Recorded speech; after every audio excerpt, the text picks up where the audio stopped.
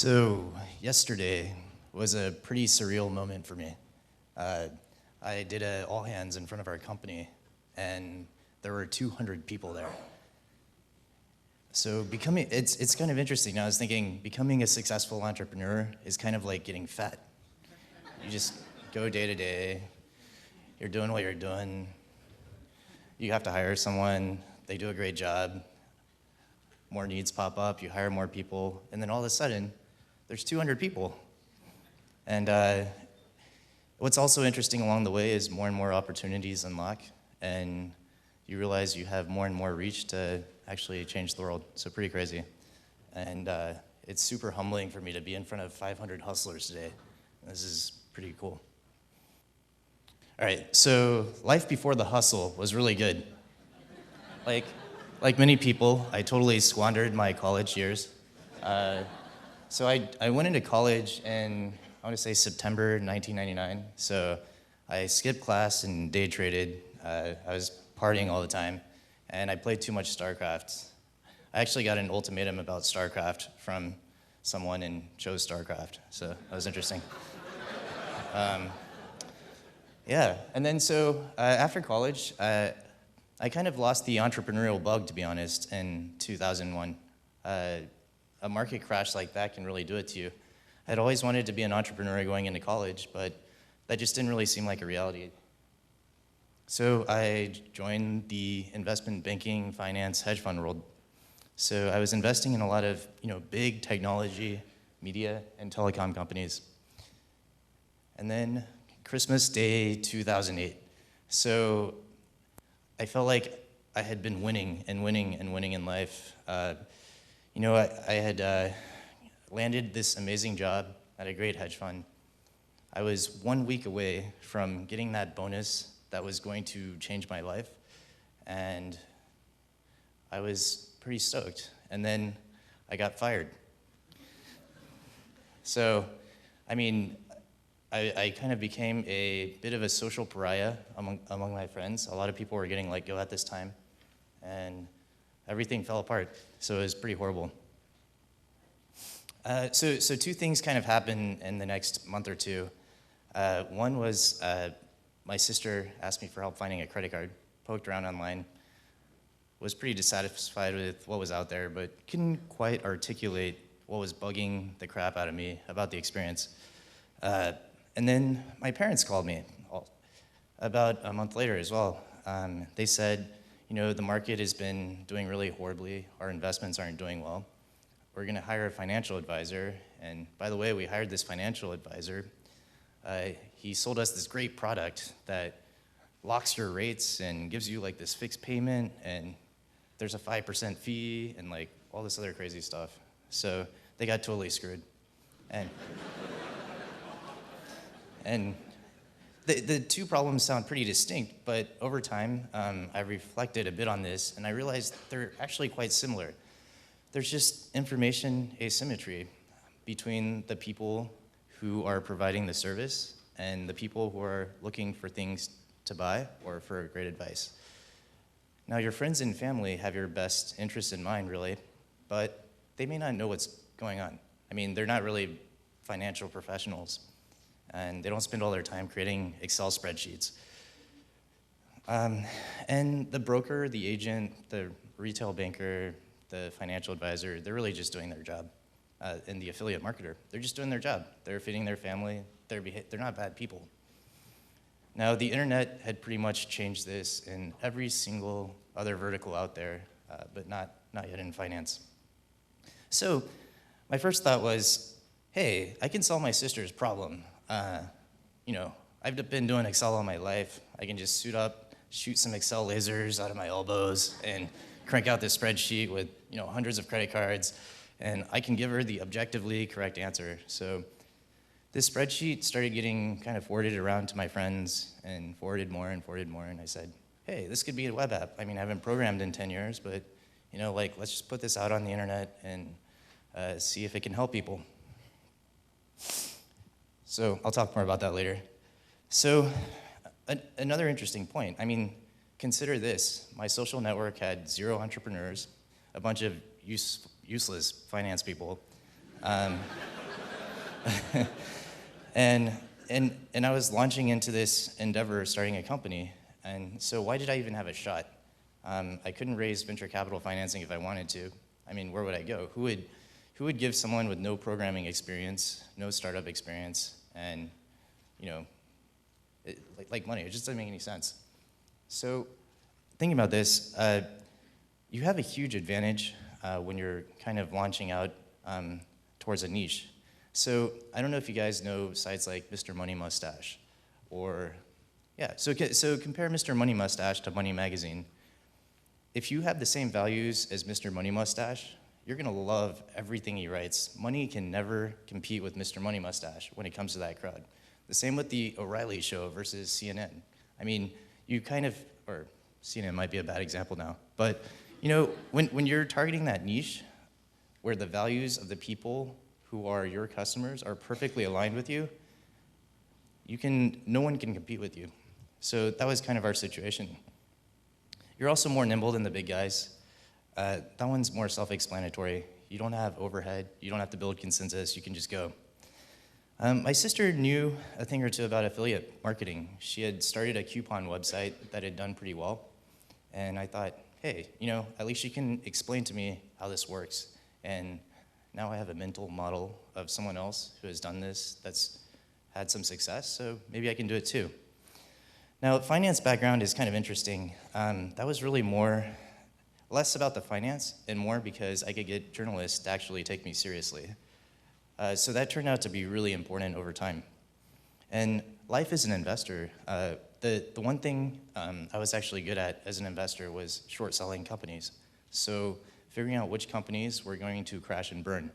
So I had met thousands of companies over the past couple of years and seen like certain patterns that just weren't quite that good.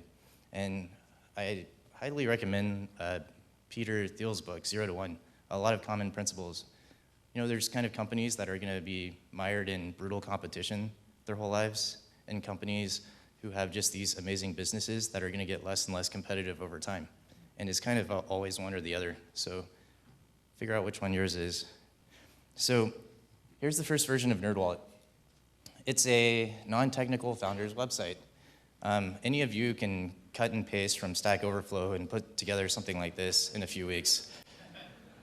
So this is really trying to convert a spreadsheet into kind of a kayak for credit cards. This is kind of our growth over the next 6 years. The numbers aren't huge by a lot of standards, but these are really high-value, intent-driven customers shopping for financial products. So these are really valuable people. So this is me coding the first version of the website. This is a bathroom in Granada, Spain, in a hostel. So, but I splurged and got my own bathroom, so that was cool. Okay, so a few things I learned quickly. Launched the website, knew it was better than anything else out there. I mean, there were so many more cards listed on the site. It actually told you how to sort the cards in a logical manner. But no one came. And I bet this is a really common problem among every entrepreneur. So one thing I quickly realized is, when you're at a Sunday barbecue, you're not really triggered to talk about credit card comparison websites. So I would definitely keep that in mind. You have to figure out how to do acquisition. So the second thing I did was say, hey, maybe journalism or PR is a good megaphone for what we're trying to do. Well, I made the mistake of not talking to people who had done this before, journalists who receive pitches all the time, or PR people who do this for a living, and just try to go at it on my own. And that was really inefficient. As you can imagine, journalists probably get thousands of emails a day from companies just like yours. So if you want to figure out how to get in their head, you have to understand what bugs them, what they need to do their job, and then you'll know how to approach them. The third thing I realized is SEO is a slog. So it was really about deciphering, hey, what does it take exactly to get to where we want to go? And that required figuring out exactly how much the leaders had of the main components of search. So I'll talk about that a bit later. But within 5 minutes of doing that calculation, realized there was no way we were going to do this in less than a couple years. Last thing that I bet all of you have run into as well is that paid channels are prohibitively expensive. So you're basically at auction for people's attention when you go into a paid channel like SEM. And chances are, our problem was if you want to be more consumer friendly than anyone else, you're going to be monetizing less than anyone else. Therefore, when you're at auction, you're not going to win. So paid was out of the question. So at that point, it was about, okay, I figured out what the most viable acquisition channel to build a sustainable business was at this point. For us, it had to be SEO. So this is Jake and I, my co-founder, in Barbados on vacation, when we had a poorly timed life hacker hit, and the entire website went down because it was cut and pasted from Stack Overflow and hosted on a server that cost $7 a month. So we were trying to fix the site, and I realized, this is when I learned about database indexing, which is kind of funny if any of you are coders, but that's not the time you want to be learning about database indexing. Okay, so 2010 was actually really demoralizing despite these two successes. So Money Magazine featured us as the best credit card website in 2010. So we saw maybe, I remember we got about 7 cents a visitor. So whatever $300 divided by 7 cents is, that's how many people came. So I thought, well, what better success with this press megaphone could we possibly have than getting into Money Magazine? I mean, this is a magazine that millions of people read, so what do? I can't get Money Magazine every day, and even if I did, that wouldn't be nearly enough to sustain a business, so that was highly demoralizing. The second thing was, so Jake happens to be, well, I won't mention this, but so Jake got us into Lifehacker, but it only generated $5,000 in revenue. So Lifehacker is actually much better because it's an online publication with like millions of people visiting it. So better conversion rates and traffic, but still, you can't get Lifehacker every day. Okay, so what did we do? We realized that SEO was this massive, massive fire hose of traffic, and nothing else mattered. So we dropped all of our product development and just focused on SEO. You have no idea how horrible that feels. Everything is burning around you. Your friends mock your website for being so ugly. It runs really slowly. But hey, your most limited resource is your time as a founder. And you better let stuff burn if you're going to figure out how to do the things you need to do correctly. So this was kind of hard work. We kind of like worked, and eventually we started hiring interns off Craigslist. One of who actually turned into a full-time employee that was super, super instrumental to our success. So that's Anisha, who ended up running our credit card business for 3 years. Okay, so 2011 was the first time that we realized, hey, this might work. There's really only 2 things that matter in SEO. So a lot of NerdWallet people will give me a hard time about saying the word drivers way too often, but it's all about figuring out the drivers behind whatever acquisition channel you're pursuing and just focusing super, super religiously on those drivers. You want to build your entire business organization around those drivers if you're going to get them right. Otherwise, people are going to start running off and trying to help out, but not doing the things that really matter. So in SEO, it's about quality links and quality content. What does this mean? Product doesn't matter, engineering doesn't matter, VC funding doesn't matter. In fact, VC funding is detrimental because no VC is going to wait around for you to do this the right way. And PR only matters if it builds links. So this was 2011. Things are way different now, but this is kind of like the hustle stage when you're trying to get off the ground.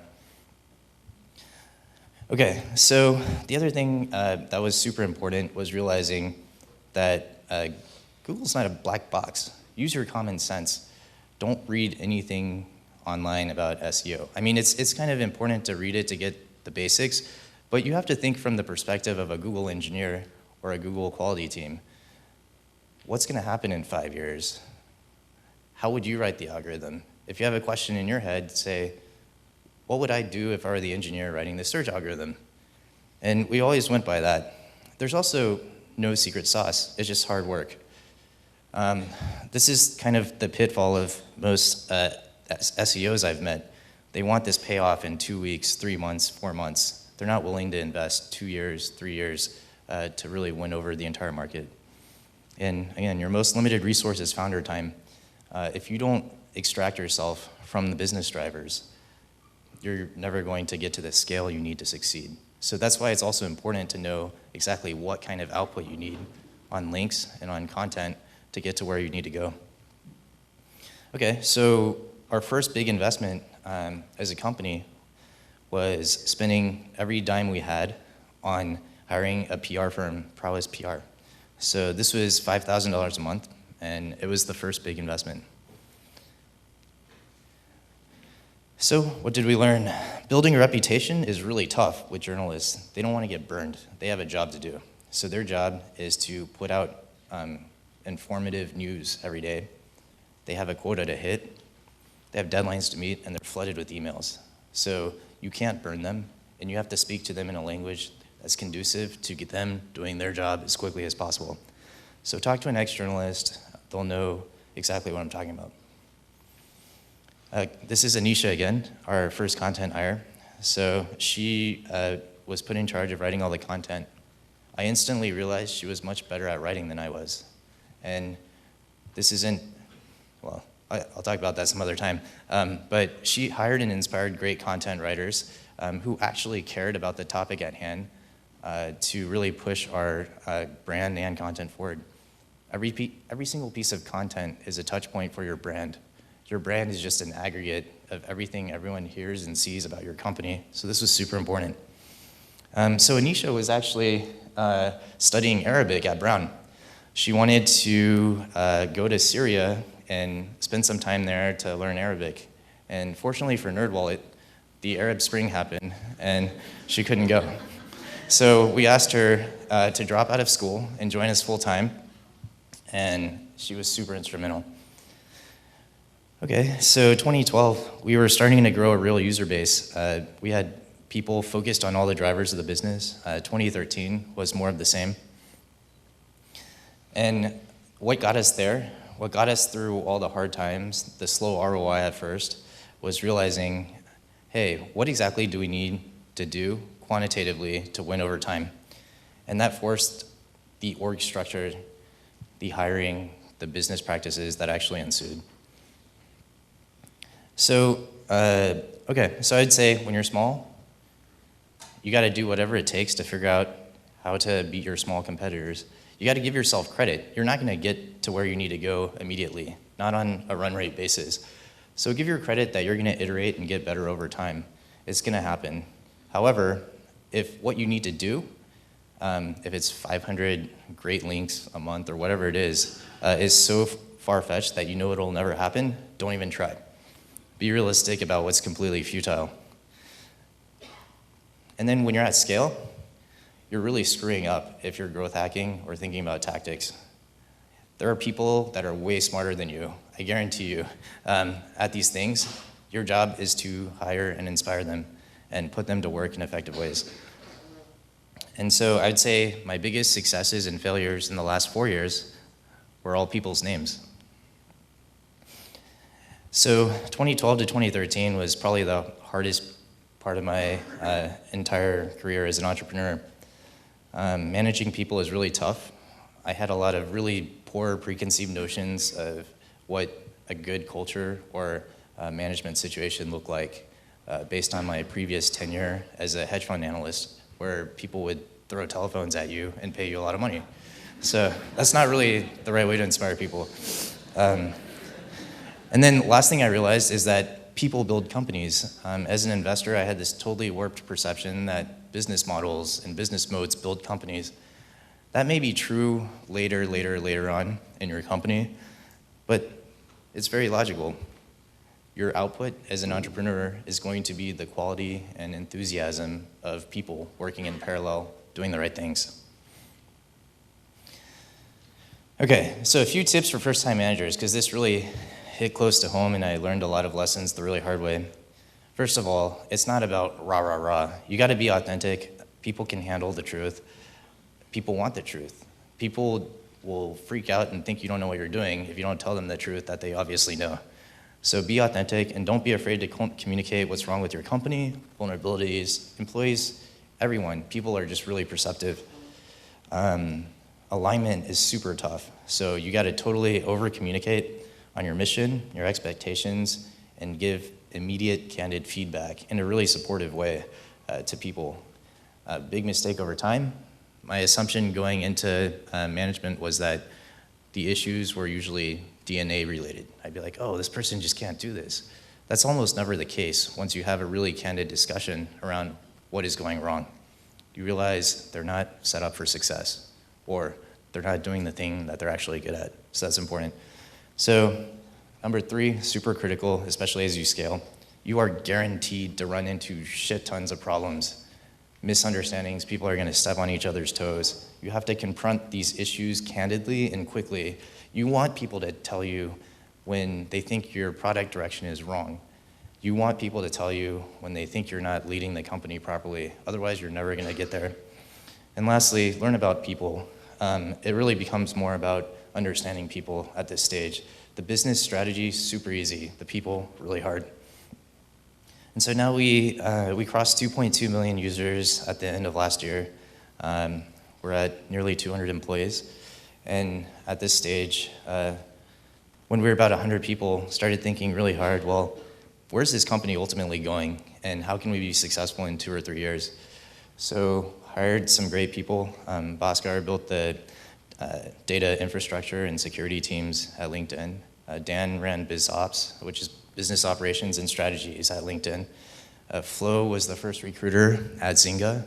And Chen ran communications at Trulia, which was kind of interesting because they had succeeded in the exact same way we succeeded. And Ken was there from pretty much the beginning. And so a few summary points here. So first of all, yeah, understand what channel do I need to dominate? What are the drivers behind that channel? What exact metrics do I have to hit? And even if I'm making 7 cents per visitor now, understand what are the big guys making? What will that ultimately be? So that you will have faith that you will get there eventually. Tactics. Tactics become pretty commoditized pretty quickly. So it's about quick iteration, accurate diagnosis, candid conversations, and you want to build your business processes around the drivers of your acquisition channel. And then hire great people. I can't emphasize this one enough. If you don't learn how to sell a vision, you're not going to attract great people, and companies are built by people working in parallel with differing talents than you. So you have to learn how to do that. Yeah, but thank you. Open it up for questions.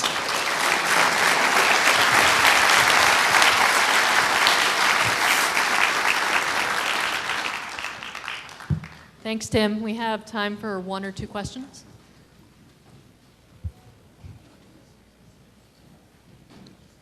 Hey. Great talk, thanks. So you're talking about SEO, and you're saying not to look on Google for SEO tips. So I was wondering how you would go about learning about SEO and the good strategies.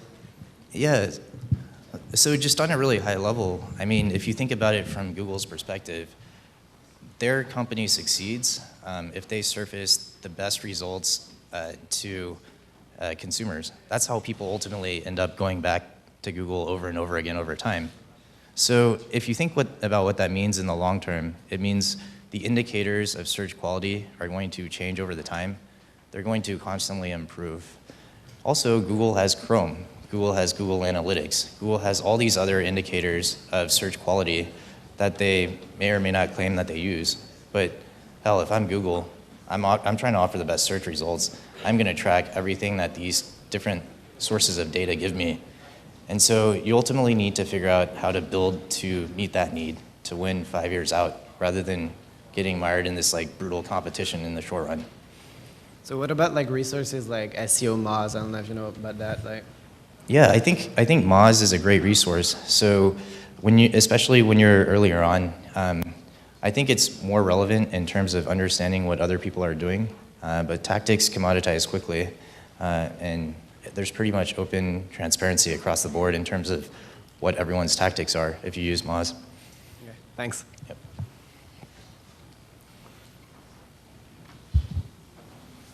Thanks again for the talk. So you talked about hiring some really great people. At what point, like, how do you manage that? You're working with some really great people. Wouldn't you feel like at some point they could just, kind of bend off and go do their own thing? Like, how do you make sure that you're continuously inspiring them and, kind of holding the reins of the company? Yeah, so I have every expectation that great people will peel off and go do their own thing. So I really think about, finding people at the right cross-section in their careers where this is the right opportunity. They're gonna grow in the right way, and they're gonna have chances to do things that excite them. And that's really, to me, what a company is. It's just a collection of these people. I mean, of course, they're going to go leave and do bigger and better things afterwards. Great, that's all the time we have. Thank you. Okay, thanks.